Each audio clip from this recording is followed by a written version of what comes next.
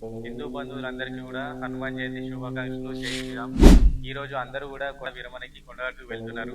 మీరు మాల వేసుకొని ఈ రెండు తప్పులు మాత్రం అస్సలు చేయకండి స్వాములు. ఏంటంటే, ఒకటి, మీరు మాల విరమణ చేసిన తర్వాత మీ జపమాల, మీరు మెడలో వేసుకున్న ఈ మాల తీసి అక్కడ పడేయడము, చెట్లకు వేయడము, పెంటలో వేయడము, ఇలాంటివి మాత్రం అస్సలు చేయకండి. మీరు మాల తీసినాక మీ జపమాలను, ఈ మెడలో వేసుకున్న మాల, ఈ బట్టలు అన్ని కూడా మీ వెంట తీసుకొచ్చుకొని భద్రంగా దాచిపెట్టుకొని మీరు వచ్చే సంవత్సరం కూడా వేసుకోవచ్చు. 18 సార్లు మీరు గురుస్వామి అయ్యే వరకు కూడా వేసుకోవచ్చు. ఎక్కడైనా మాల తీసిన తర్వాత ఈ జపమాల, ఈ బట్టలు అస్సలు పడేయకండి.